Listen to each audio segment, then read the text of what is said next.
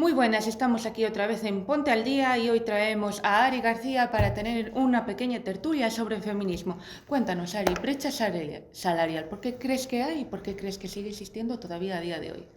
Vale, el tema de la brecha salarial es un tema bastante controvertido porque cuesta mucho verla. Si te vas a las estadísticas te vas a dar cuenta de que las mujeres hacemos la mayoría del trabajo, pero sin embargo apenas cobramos un 20% de los salarios. Por una parte porque el trabajo de cuidados no está retribuido o está muy mal retribuido, ¿no? El caso de las limpiadoras, etcétera, o las Kellys, por ejemplo, cobran muy poco, entonces llevan mucho menos salario que los hombres en puestos que tradicionalmente son más masculinos. Entonces, por un lado está eso. Está el tema biológico. Las mujeres, al ser las que damos a luz, nos vemos fuera del trabajo al menos en una temporada de nuestra vida. Que eso hace que también socialmente las personas piensen muchas veces que si contratas a una mujer, pues se va a quedar embarazada, no va a poder hacer el trabajo, tal.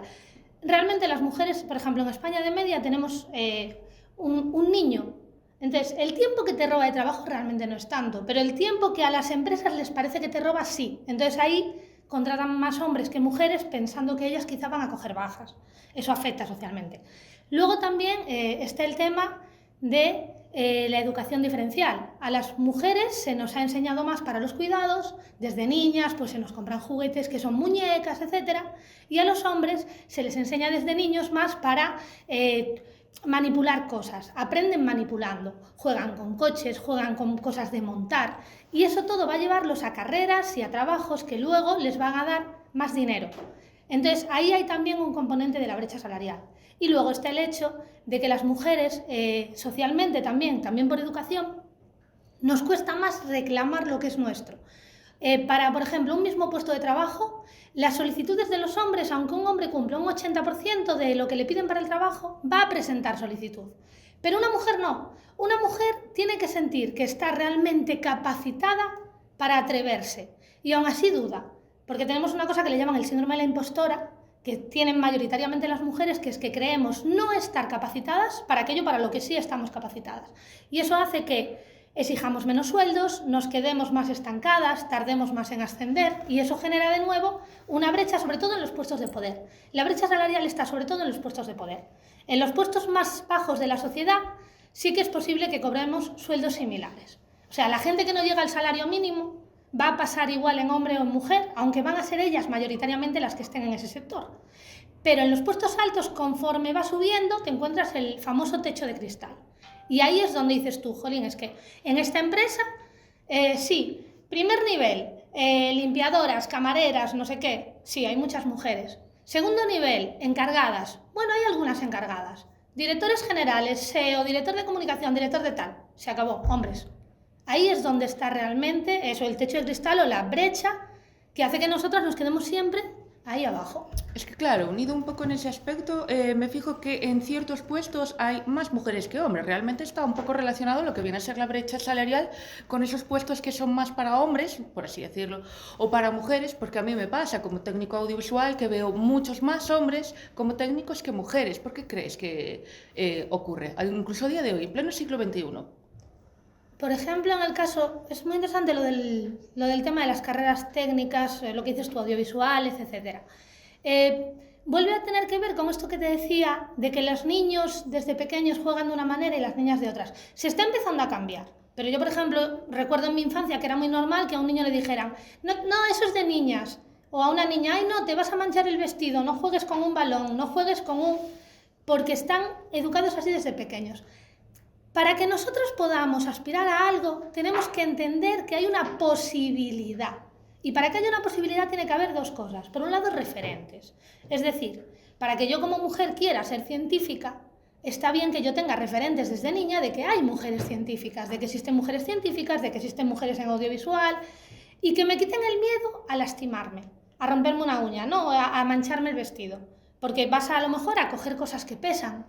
Y entonces a las niñas y a las mujeres es mucho como, ay no, ya te lo hago yo, que eso pesa, o ya... El que nos eduquen en que no podemos va a evitar que luego nos metamos a carreras que entendemos como muy masculinas, las entendemos para hombres, en plan, no, pues camionero, eso es de hombres. Cuidadora, limpiadora, no, eso sí es de mujeres. Entonces, romper ese concepto es lo más básico primero, romper el concepto de que hay cosas de hombres y de mujeres y de que no estamos capacitados. Lo que se decía un poco antes, de que había niñas marimachos porque les gustaban los balones de fútbol o les gustaban ciertas cosas más un poco de niño. Sí, pues justo es eso, o sea, si rompemos eso desde pequeños, ya es un factor muy relevante para que las niñas luego elijan libremente, porque no se trata de que, bueno, pues tiene que haber 50% y 50%, no es eso, es, tienen que poder elegir libremente sin estar condicionados por una educación previa. Y tú ahora mismo, que ya tenemos el acceso, porque tú ahora mismo realmente puedes matricularte de lo que quieras, tú puedes ir y matricularte de una ingeniería, pero luego te vas a las cifras y te vas a dar cuenta de que eso no tiene un reflejo real, de que las mujeres seguimos ocupando el 70% de las carreras que tienen que ver con los cuidados, por ejemplo, enfermería. Todo el tema de cuidados geriátricos, cuidados a niños, educación primaria tal, lleno de mujeres. Pero luego te vas a las carreras STEAM y somos solo el 30%. Y te vas específicamente a informática, por ejemplo, y solo hay un 13% de mujeres en informática. Entonces, dices, ¿qué pasa? ¿Las mujeres no tenemos la misma capacidad? Sí la tenemos, pero a lo mejor desde niñas no nos han metido en esa cultura de jugar al ordenador, jugar a los videojuegos, fedellar, poder romper las cosas con las que trabajamos. Porque nos meten mucho más en la cultura de ser cuidadosas, hacer las cosas delicadas, ser amables. Nos meten en otro tipo de cultura y es muy difícil romper ese patrón. Y luego, que esto también es muy relevante, cuando sí te atreves, tú te atreves y dices, voy a hacer esta carrera, voy a estudiar una ingeniería informática. Te encuentras que llegas a clase y casi no hay compañeras. Entonces te sientes como en un espacio muy masculinizado en el que a lo mejor no siempre estás a gusto y de hecho hay como un 50% de abandono. O sea, de las pocas que ya son, muchas se van. Y además luego encuentras otro bache más al ir ascendiendo, que es que después las que consiguen acabar la carrera a las que consiguen trabajar son menos de la mitad. Es decir, no solo es difícil que accedan a la carrera por tema social, luego, una vez hecha la carrera, ya es complicada que la acaben porque no se sienten a gusto y una vez la acaban van a tener puestos peores o ni siquiera conseguir puestos incluso en áreas donde hay mucha demanda. Entonces todo eso hace que las mujeres digan, bueno, pues me voy por este otro lado, que yo sé que aquí que de profesora me van a coger, o de niñera, o de cuidadora. Entonces son muchas brechas a superar todavía. ¿Crees que eso le puede pasar un poco a los hombres, pero en lo que viene a ser la carrera de cuidados? Por ejemplo, uno de mis primos está estudiando ahora en enfermería y me decía que de 70 alumnos, solo 2 son hombres. Y las profesoras les comentaban que era el año que más hombres había. ¿Crees que los hombres son un poco juzgados por meterse a lo mejor en carrera de cuidados? Un poco como le pasa a la mujer en lo que viene a ser la carrera técnica. ¿Crees que le pase a los hombres en las carreras de cuidados? Sí, claro, totalmente. Y ya no solo eso, sino que, en primer lugar, eso, llegan a las carreras. Yo he llegado a escuchar de hombres, o sea, decir de otro, bueno, es que ese siempre ha sido un poco afeminado. No eres afeminado porque te guste cuidar. Es que de hecho a él lo pasaba, natural es que sí. te guste cuidar. Lo natural para las personas que somos animales sociales es que queramos cuidar de nuestra prole y queramos cuidar de nuestros padres y de nuestros abuelos. Lo antinatural es que no cuidemos porque sobrevivimos porque cuidamos. Entonces, ¿qué pasa? Es anular una parte del hombre el decirle que si cuida es afeminado. Y cuando llega a estas carreras es lo que dices tú, se encuentra con que no tiene apoyo por parte de sus pares, no tiene otros compañeros en los que apoyarse. Y luego le va a pasar lo mismo que le pasa a muchas mujeres en las carreras técnicas, que cuando acaban los estudios se va a encontrar con que hay una brecha a la hora del contrato, porque muy poca gente contrataría, por ejemplo, a un hombre para cuidar de sus niños. ¿Sabes? Entonces se va a encontrar esa brecha. Yo tengo algún amigo pues, que es animador o que sí que trabaja en cuidados y hay puestos específicos donde no los van a contratar. Sí, me tiene comentado un amigo mío que es animador, que es monitor con niños y varias madres encontrarse que no quiere que acompañe a sus hijos al baño o que no quiere que los cuide directamente porque es un hombre.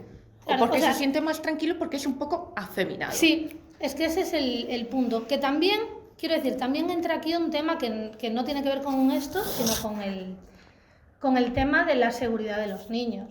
O sea, cuando tú te vas, por ejemplo, a las cifras sobre abusos, claro, las cifras de abuso por parte de hombres a niños son altísimas, por parte de mujeres a niños son muy bajas. Entonces, también tiene un factor lógico que una mujer diga, no, es que yo no quiero un hombre desconocido cuidando de mis niños, porque sé que hay hombres que aprovechan esta trampa de la educación, por así decirlo, para acceder a niños, ¿no? Entonces, que se han dado casos de profesores pedófilos, de monitores, de tal. Entonces, también da miedo. Entonces, se tienen que enfrentar a mucho los hombres que quieran ejercer ese tipo de actividades, porque se van a encontrar con la brecha de que son profesiones feminizadas, con la brecha de que muchos no les van a querer contratar y con la brecha de que haya, por desgracia, precedentes de hombres que hacen eso, porque les van a limitar a ellos. El que haya hombres haciendo eso va a limitar de otros hombres que evidentemente no tienen nada que ver con ese tipo de cosas, ni de prácticas, ni tienen ningún problema con los niños, ni quieren hacer nada malo, pero las madres ya van a estar con el miedo, porque ese es un miedo de cualquier madre, el que le hagan algo a tus hijos, evidentemente. Entonces, romper el rol de género es muy necesario para que cualquier persona pueda acceder a los estudios y a los trabajos que realmente quiere. Si no rompes esa brecha, es muy difícil, porque es eso, si solo hay 2 chicos en enfermería, el año que viene solo va a haber 2, o 1 o ninguno, porque es el precedente que estamos dejando. Y es lo que me comentabas tú un poco en ese aspecto, no, lo que viene a ser hombres, no les gusta a la gente contratarlos para cuidados o para cualquier cosa. Me comentaba también otro conocido mío que tiene tenido problemas, que es enfermero también, porque no quieren las señoras que las limpien o que las ayuden porque es un hombre. Claro, a ver, ahí viene también el tema del pudor, ¿no? Las personas estamos muy educadas en el pudor, es decir, es complicado que una persona del sexo opuesto te limpie. Sin embargo, los hombres no tienen tanto problema con que una enfermera les limpie, pero las mujeres sí. Tenemos muy metido dentro el tema del pudor, de nuestro cuerpo, de nuestra intimidad. Entonces, que otra mujer te limpie ya no te gusta mucho, pero que lo haga un hombre es un choque cultural muy fuerte. O sea, se tienen que enfrentar como hombres a eso y no es fácil, porque implica que nosotras como mujeres, y que además una generación donde prácticamente les mandaban taparse hasta el tobillo, se acostumbra a que un hombre te vea desnuda y te toque. Claro, es que por ahí va a entrar. ¿Crees que ese pudor puede ser una línea de machismo que hemos tenido muy dentro de nosotras y por eso tenemos ese cierto pudor a que un hombre nos toque o nos ayude a cuidarnos y demás? Creo que sí, o sea, por un lado tiene que ver con lo que te decía antes de la autoprotección. Desde muy pequeñas nos dicen, no vayas sola de noche, ten cuidado con los hombres desconocidos, vigila tu bebida en los bares, pero te lo dicen porque pasan cosas, no te lo dicen te lo dicen porque pasan, las estadísticas están ahí. Te lo dicen porque pasan cosas. Pero también tiene que ver mucho con cómo nos educamos en el cuerpo. Es decir, cómo percibimos el cuerpo. Y esto te vas a dar cuenta que, por ejemplo, hay gente que está relacionada con el mundo del arte. Yo hice teatro mucho tiempo, ¿no? Y en teatro nos tocamos. Para mí el primer año que nos tocamos, para mí fue un choque, porque no estoy acostumbrada a que un hombre desconocido me agarre, me tal, y claro, evidentemente no es nada sexual, pero te están tocando. Entonces, si tú vienes de ambientes donde es muy normal el contacto físico, te va a ser más fácil. Pero si se te ha educado en esta mentalidad de antes, de que la mujer de una determinada manera pues es una golfa y la mujer de esta determinada manera es como hay que ser, luego, ¿cómo vas a dejar que te vea desnuda cualquiera? Si te han educado en que te vea desnuda cualquiera está mal. Entonces, es muy complicado. Y es lo que te digo, la generación de antes, que se casaban a lo mejor con 16 años y estaban con su marido 50 años o 60 años hasta que el hombrecillo se muriera. ¿Cómo vas a dejar ahora que un chaval de 30 te desnude y no puedes. O sea, está metido ahí a fuego y cambiar eso es muy difícil. Ahora el cambio tiene que ser en los niños de ahora, para que cuando lleguen a mayores sí sean conscientes de su propio cuerpo y de no dejar que otros que tú no quieres te toquen, pero también perdamos un poco ese pudor y entender que no todo lo que tiene que ver con el desnudo tiene que ver con la sexualidad, porque que te limpien no tiene que ver con la sexualidad, aunque estés desnudo, o ir desnudo a una playa, entonces tenemos que perder un poco el miedo a la corporalidad, al cuerpo, al que nos toquen y a tocar dentro de un contexto no sexual, luego ya dentro de lo sexual cada uno en su intimidad, pero desvincular un poco eso sí es importante, porque si no es muy difícil dejar que alguien te cuide. En ese aspecto, ¿qué crees que queda por erradicar de machismo en este país? Aparte de todo lo que estábamos hablando, de otras líneas, ¿qué crees que queda así por combatir todavía a día de hoy? Bien, el tema del machismo en España, esto es especialmente complicado, porque un problema que tenemos en la sociedad es que hemos avanzado más en cuanto a feminismo, O sea, hay que decir que España es uno de los, entre comillas, mejores países del mundo para nacer mujer. Porque tenemos una serie de ventajas que en otros países no tienen. No estamos luchando con ciertos resquicios machistas mucho más violentos, como están en otros países que te cubren entera, que te puede matar tu marido si eres infiel. O sea, evidentemente estamos muy avanzados en eso. Entonces, también el que estemos avanzados hace que sea muy complicado que la gente lo vea. Ahora el problema que tenemos de machismo en España es, nosotros hemos conseguido la igualdad formal, pero no la igualdad real. La igualdad formal es cuando en un país se consigue que las leyes ya sean iguales para todos. O sea, en España ya hace bastante tiempo que las leyes son relativamente iguales para todos. Pero, ¿qué pasa? No hemos ido a la raíz. No hemos roto las raíces del machismo y entonces eso hace que en las cosas del día a día lo notemos. Por ejemplo, ¿qué queda por erradicar? Lo que hablábamos antes de la brecha de género en el trabajo y en los estudios. Queda un paso grandísimo que es el entender cómo funcionan las violencias. Porque mucha gente, tú le hablas de violencia de género y te dice, no, pero ¿y si una mujer le pega a un hombre? ¿Y si las denuncias falsas? Y luego encima tienes partidos políticos diciendo, es que la violencia no tiene género. Y tú haces, vamos a ver, esto si no se entiende es muy difícil erradicar. Es muy difícil erradicar algo si las personas no entienden que tiene que ver con una socialización, que tiene que ver con una cultura y que si no se educa desde pequeños va a seguir reproduciéndose. Que ahora haya leyes pues, que meten a alguien en la cárcel por golpear a su mujer no soluciona el hecho. O sea, lo que nos sirve, está bien, la igualdad formal que nos da una ley que nos protege, pero lo que nos sirve es la igualdad real que hace que los hombres no le peguen a su mujer.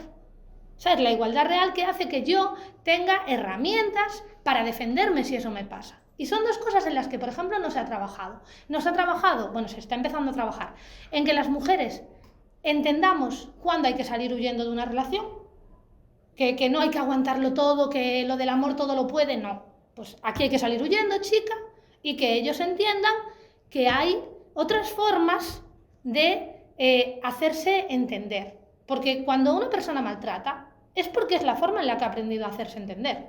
No es que necesariamente ese niño fuera un niño malo, no, es que él vio que si pegaba le hacían caso. O que si manipulaba o hacía cualquiera de esas cosas era lo correcto. Era como funcionaba. Era como funcionaban sus padres. Justo. Entonces, si tú ves que es como funciona, es como tú lo vas a replicar. Eso es educativo. ¿Por qué en unos países hay tanta y en otros países hay tan poca? Porque es educativo.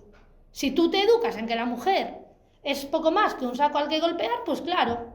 Si tú te educas en que la mujer es tú igual y que cuando tienes un conflicto tenéis que sentaros y hablar, y no es alguien a quien tienes que enfrentarte, no es alguien a quien tienes que vencer, sino una compañera, ahí hay un espacio libre de violencia. Entonces, los avances que tenemos que hacer ahora tienen que ver sobre todo con la educación, con educar a las personas para que desde niños tengamos claro que los demás son iguales y merecedores del mismo respeto, sobre todo merecedores del mismo respeto.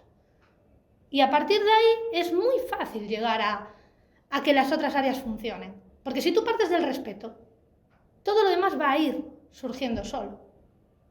Vale, la denominación aquí un tanto controversial, feminacismo. ¿Por qué? Porque, y esto también va unido a una pregunta que tengo más adelante, ¿por qué se está viendo el feminismo como algo malo realmente ahora? Va un poco unido a esa denominación de feminacismo. Feminazis. Yo creo que me han llamado feminazi tantas veces ya. Y es muy gracioso porque es como, tú te formas, ¿no? Yo llevo casi 10 años formándome en temas de igualdad y demás, tanto a nivel académico como por mi cuenta, porque me interesa y me gusta, y aparte porque me parece necesario para que todos podamos vivir libremente.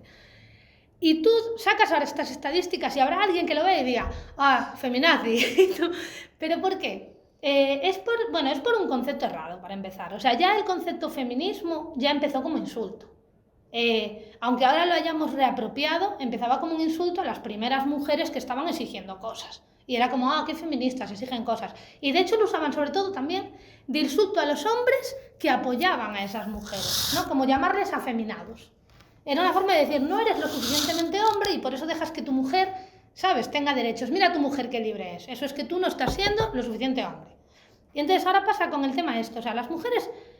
Cuando tú estás luchando contra un statu quo, siempre vas a tener gente que está en contra, porque no le gustan los cambios, simplemente. Y a lo mejor no son malas personas, Que alguien sea machista no necesariamente quiere decir que sea una persona horrible o que tal. Quiere decir que se ha acostumbrado a un mundo en el que vivimos, porque el mundo en el que vivimos es machista, se ha acostumbrado a esto y como para él es lo normal, cuando tú le dices cosas que van en contra de lo que él piensa, se siente atacado, porque él ha construido su identidad en eso. Y es esta gente que te dice, es que antes los niños iban a los parques y ahora están con la tablet. Es que la sociedad cambia, y la sociedad evoluciona, y habrá cosas de esa evolución que te gusten y habrá cosas de esa evolución que no te gusten. Pero es una necesidad que para las sociedades avanzar, y más avanzar hacia modelos más igualitarios, para todos, no solo para las mujeres. Para todos es necesario, porque implica mayor libertad para las personas. Entonces, ¿qué pasa con las feminazis? ¿Qué es eso? ¿Qué es la forma que tiene una persona que no tiene argumentos de reaccionar a un cambio que le viene de frente y que no sabe afrontar? Es gente que no sabe afrontar un cambio y que además tiene un concepto muy erróneo de lo que es el feminismo, que siente que si el machismo es el odio a la mujer, pues el feminismo es el odio a los hombres y que queremos venganza. Entonces, es como, yo no necesito vengarme, yo no quiero que como siglos atrás a las mujeres nos pegaban y no salíamos de casa y no podíamos acceder al trabajo, ahora los hombres no puedan, no. Yo lo que quiero es que, igual que durante mucho tiempo a los hombres se les ha escuchado, pues ahora se nos escucha a nosotras igual que a ellos. Y que el mundo que han diseñado ellos y que nosotras nos hemos adaptado, se empieza a replantear en términos de, nosotras también queremos formar parte de este diseño. Nosotras también queremos cosas. Y a lo mejor estas cosas no son las mismas que queréis vosotros. Y tenemos derecho a quererlas y a que sean diferentes. No solo a querer lo mismo que habéis hecho. Está bien lo que habéis hecho y nos gusta.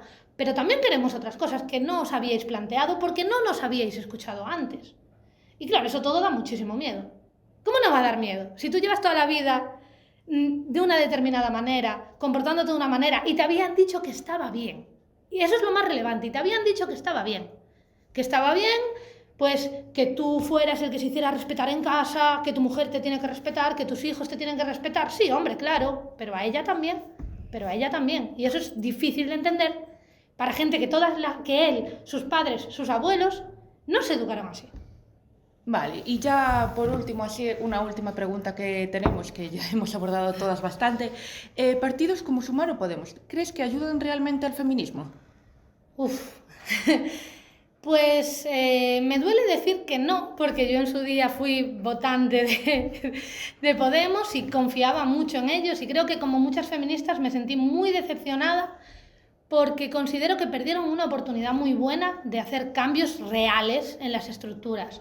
El problema con estos partidos es que han colonizado el feminismo.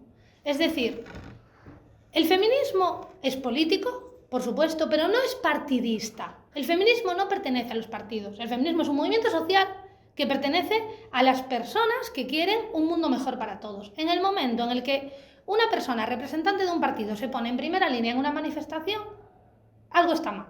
Porque yo estoy manifestándome precisamente para que tú, que estás ahí, cambies cosas. Tú, que eres la que tiene capacidad de cambiar cosas, no tienes que estar en la manifestación. Tienes que estar cambiando cosas. Yo, como persona, como parte de la sociedad, te estoy haciendo una petición. Tu deber no es hacer la petición, es cumplirla, es intentar cumplirla. Entonces, han sacado una serie de leyes con etiqueta de feminismo, pero que luego en el fondo no son feministas, porque no van a las estructuras, porque no han solucionado. En el momento en el que, por ejemplo, se sacó la ley del solo sí es sí, que tiene una cierta fundamentación feminista, la están vendiendo de superfeminista, tiene una cierta fundamentación feminista, pero a las compañeras que dijeron, esta ley tiene lagunas, esta ley va a dejar a gente en la cárcel, o sea, en la calle, a violadores en la calle. ¿Qué fue lo que ocurrió? Cuando esas voces empezaron, se les echó. O sea, ¿cómo puedes callar a voces de compañeras feministas de los partidos e incluso echarlas de los partidos y decir que la ley es feminista? No las estás escuchando. O sea, tú para sacar una ley tienes que escuchar a los demás. Y eso implica escuchar a todos, incluso a los que no nos gustan. Pero mucho más a los que se supone que saben de lo que hablan. Tú no puedes hacer políticas feministas y dejar fuera de la política a personas como Amelia Valcárcel, que estaba de consejera y que ahora de repente en los últimos años, en vez de reunirnos con estas consejeras, nos vamos a reunir con youtubers. y vamos a participar en premios como este en el que le dan un ladrillo a Lucía Echevarría. Pero vamos a ver, no puedes hacer política de igualdad y a la vez reírte y formar parte de esas bromas. Entonces, a mí me dolió mucho a nivel personal, porque yo confiaba mucho en las políticas que presentaban, pero es que no las han llevado a cabo. Han llevado a cabo otras cosas, se han pasado, en fin, por ahí, ciertas cosas que eran mínimas y necesarias, han desoído las voces de las compañeras. Eso no es hacer feminismo. El feminismo es horizontal. En el feminismo todas las voces importan. Entonces, si empezamos a copiar estos comportamientos de autoritarios, de no, esta ley tiene que salir porque tiene que salir, pese a quien pese, y luego eso, te encuentras violadores en la calle y dices, no, es porque los jueces son muy machistas. Igual tienes que hacer un poquito de introspectiva y decir, vale, hay que revisar esto no está funcionando. Es una buena ley, es una buena idea, pero no está bien hecha. Hay que rehacerla, habrá que hablar con expertos y que la rehagan. Y ya la última pregunta de todos. Machismo en otras partes del mundo. Uf. Es complicado. Eso es muy complicado porque el mundo es muy grande, evidentemente, y las culturas... sí que es cierto que el machismo es una cosa que replica en casi todas las culturas. Hay muy pocas sociedades, sociedades que no sean patriarcales, casi ninguna. Hay alguna matrilineal en alguna sociedad amazónica, pero en general el patriarcado se replica en todas las culturas. El machismo se ve en las religiones, en las sociedades, se ve en todas las culturas prácticamente. El tema es que en otras culturas, en algunas culturas están todavía en el paso que nosotros ya hemos superado, gracias a Dios, que es este paso de la violencia más clara. O sea, son sociedades donde todavía la mujer pues recibe, pues por ejemplo, hablamos de ablación genital, hablamos de que te encierren a menstruar en una cabaña porque estás maldita y sucia e impura y no quieren que te mezcles con los hombres, hablamos de que en cuanto tienes la primera menstruación te casan para poder saber de quién son tus hijos. Entonces, todavía están en ese estadio anterior. Y hay mucho chiste con esto, ¿no? En el sentido de que a las feminazis, como decías antes, se nos dice mucho lo de, pues vete a Arabia Saudí a hacer feminismo. Ya hay movimientos feministas muy fuertes, además, en esas culturas. Vas a México, por ejemplo, que tiene una tasa de violencia altísima, sí, pero tiene un movimiento feminista que ya lo quisiéramos aquí. Ya quisiéramos aquí la fuerza que tiene la furia mexicana, pero no lo tenemos. Entonces, nosotras no tenemos que ir a otras culturas a decirles cómo tienen que hacer. Es que además eso es de un racismo brutal, porque es suponer que yo sé más porque soy occidental y blanca y maravillosa que las personas que están peleando ahí.